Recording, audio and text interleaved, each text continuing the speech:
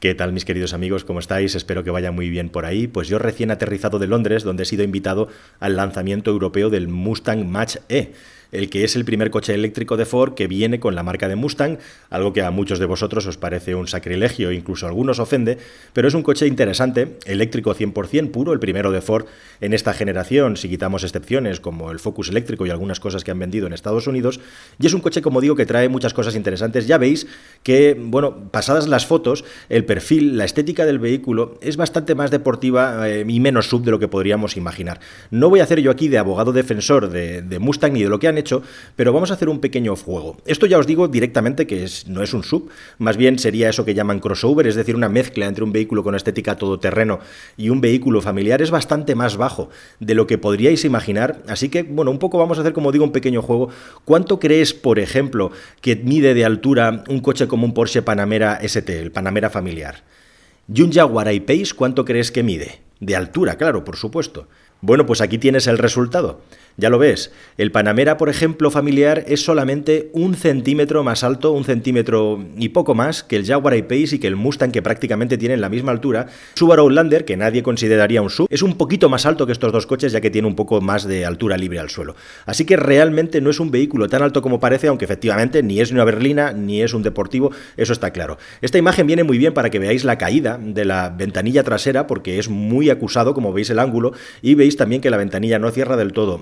¿Realmente hay espacio suficiente en las plazas traseras? Pues vamos a verlo en este vídeo. Bueno, nos vamos ya dentro del coche directamente.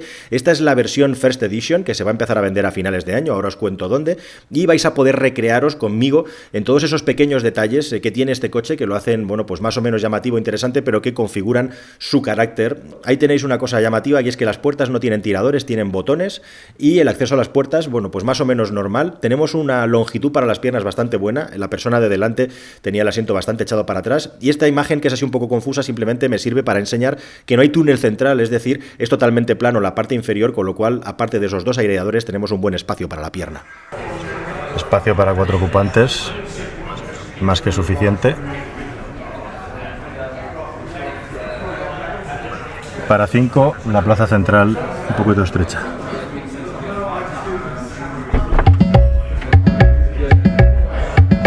Ese es el sonido del sistema de alerta de puerta abierta, parece una discoteca.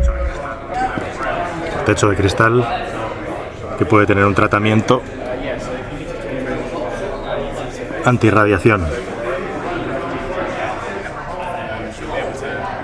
Detalle de la puerta donde sobresale el diseño con este pedazo de altavoz Bang & Olufsen integrado. Contrasta bastante el diseño del altavoz con el Twitter. Y por supuesto esa pantalla gigantesca de 15,5 pulgadas que marca totalmente el carácter y que prácticamente hace que se manejen todas las funciones desde ahí. Bueno, pues siguiendo un poco la moda que ha traído Tesla, ¿no?, en los últimos años con el Model S, pues ahí lo tenéis, un pedazo de pantallón que es lo que marca completamente el diseño del interior. El interfaz gráfico es muy sencillo, realmente llama la atención cómo suena el equipo de sonido. Luego, bueno, está todo muy clarito, muy fácil, diría incluso que muy básico para que se pueda leer de manera rápida. Esta es la gigantesca pantalla integrada, con un detalle, por cierto, que ya habíamos visto en los Land Rover, que es una rueda integrada dentro de la pantalla táctil. Desde aquí se manejan todas las funciones del coche. Se puede ver por la posición del volante que no está orientada hacia el conductor, se ha colocado de manera perpendicular, de manera plana. Un espacio para colocar el móvil y cargarlo. Toma USB convencional y USB-C. Ahí están. Todo este arsenal de diseño contrasta un poquito con esta rueda tan modesta para mover el cambio de marchas, aquí lo veis. Podéis ver que no hay levas en el volante, tras el volante, en el cambio de marchas, llamativo, curioso, y una instrumentación extremadamente sencilla. Ahora vamos a ver un plano un poquito frontal, como si estuviéramos conduciéndolo nosotros, y un volante también con unos mandos muy convencionales que contrastan mucho, bueno, pues con todo este pedazo de arsenal de pantalla doble, esta vertical y la horizontal. Una pantalla, por cierto, que algunos me preguntabais en Twitter si se puede voltear para ponerla en horizontal. Bueno, pues la respuesta es que no parece que eso vaya a suceder, aunque sí que es cierto que en China China hay alguna marca de automóviles que ya tiene un vehículo con una pantalla de este tipo a la que se le puede dar la vuelta, bueno, pues si estás parado para ver una película, por ejemplo, ¿no? O sea que posible es y se puede homologar, pero de momento no parece que esto lo vaya a tener el Mustang. Vamos a ver ahora un detalle para que veáis, bueno, pues este diseño de lo que es el salpicadero. Cada vez se estila más este tipo de diseño con dos volúmenes que sobresalen, ¿no? Como dos niveles, dos alturas, dos terrazas, y bueno, pues podéis ver aquí muy bien la posición, cómo queda la pantalla aquí en el centro, este pantallón gigantesco, y los huecos. Este coche tiene una llave, yo no sé si en el futuro es un prototipo, va a haber llave o solamente se va a poder abrir con el móvil, lo veremos. Y bueno, pues los mandos ya veis el resto muy convencionales para el aparcamiento, estacionamiento electrónico, y los huecos para las puertas y los plásticos pues duros, o sea, no especialmente bien trabajados, digamos, en ese lugar. Como digo, esta es una edición First Edition que se empieza a vender con la batería más grande y tracción a las 4 ruedas a finales de año, y unos asientos con, ya veis, regulación eléctrica que, bueno, no destacan por nada especial. Ya veis que las orejas y la forma que tienen no son especialmente de envolver al cuerpo, son muy estilo americano, me recuerdan bastante a los del Tesla Model 3, por ejemplo, ¿no? Unos asientos anchos, amplios, cómodos, pero no especialmente pensados para una conducción deportiva. Otro detalle interesante y curioso, los tiradores de las puertas, ya veis, todo convencional, y luego el tirador es un guiño al pasado. Y por supuesto también es un guiño total al pasado. Subíos conmigo al Mustang, lo que es la instrumentación, como habéis estado viendo, esta pantalla completamente horizontal que recuerda, bueno, pues a los indicadores de los Mustang de toda la vida, ¿no?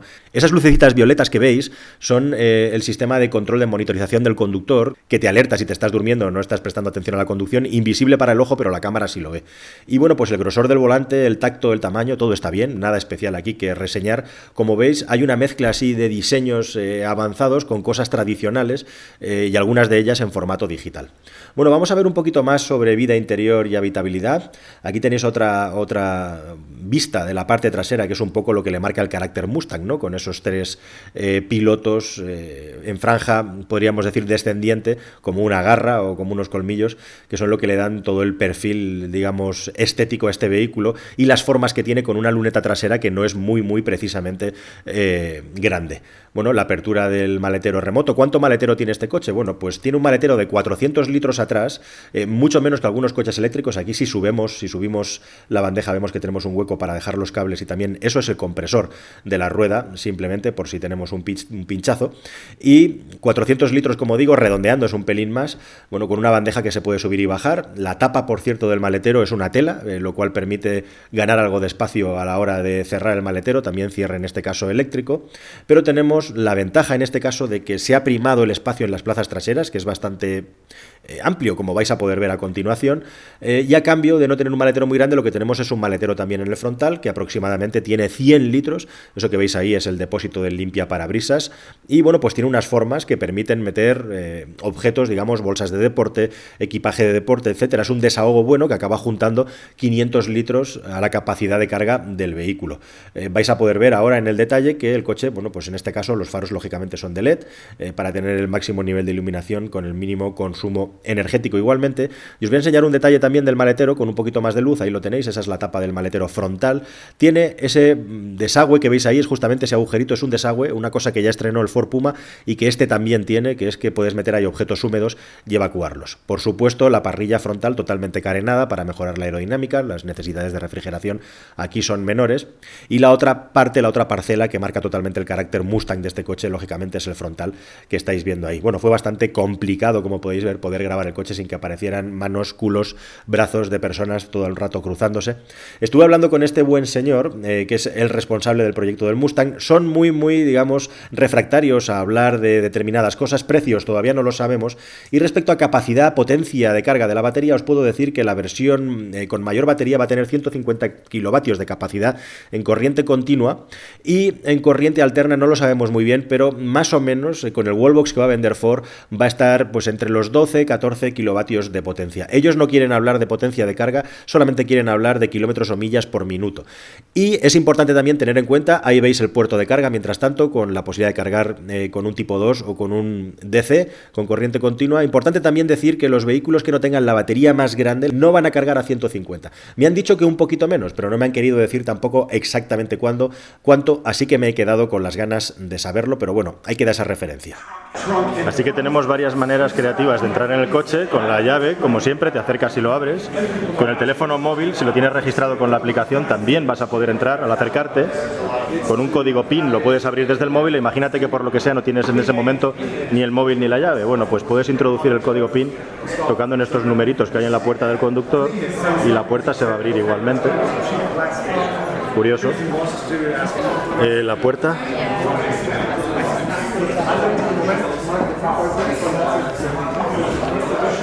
Para poderla abrir tenemos este tirador externo. Curioso sistema. Apertura de puerta, tirador.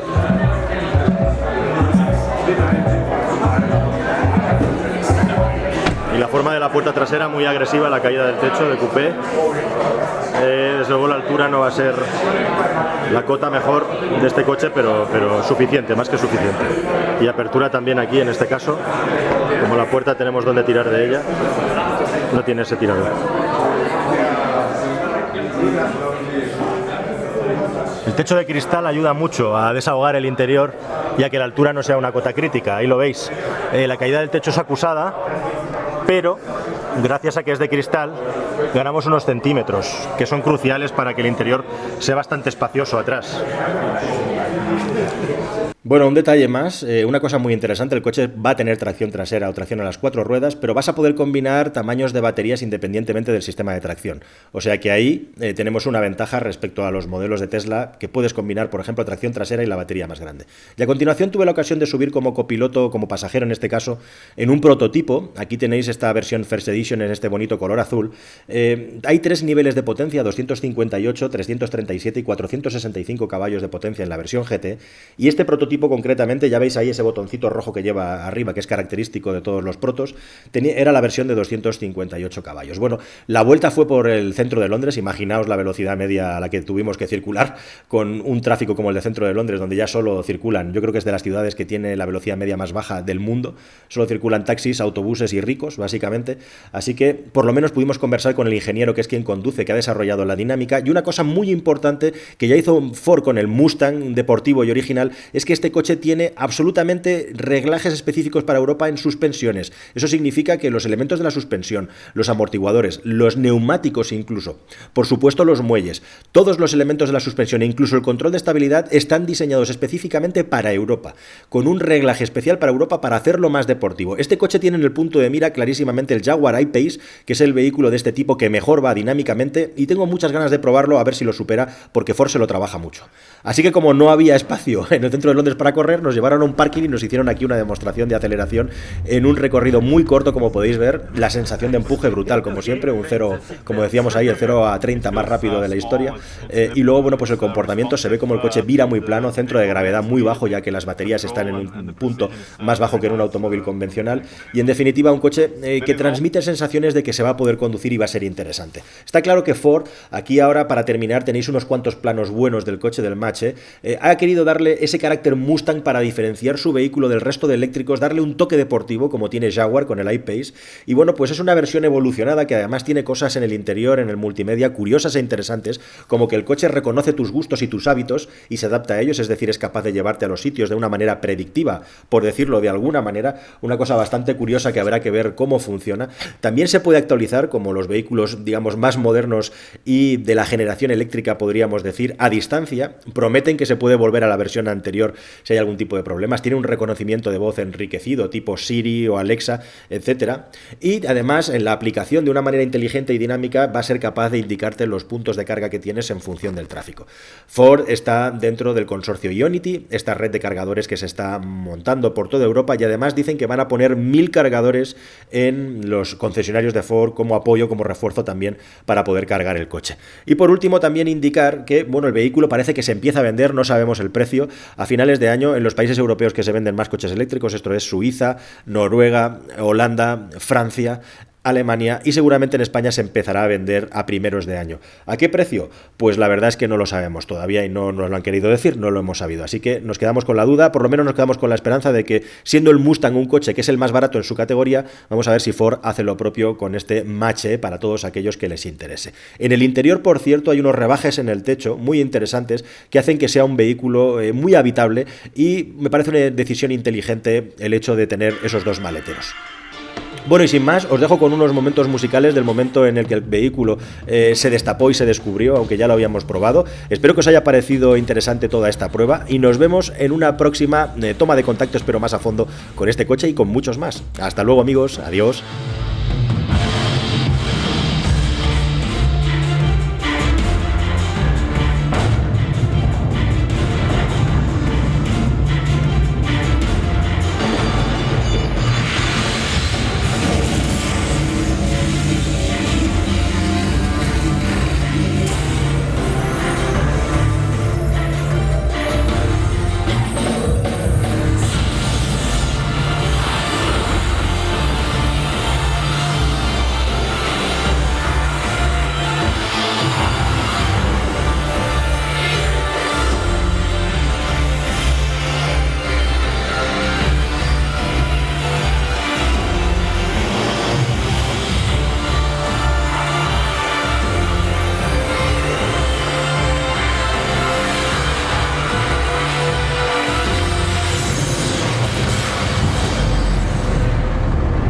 Please welcome to the stage Global Vehicle Programs Director, Battery Electric Vehicles, Darren Carman.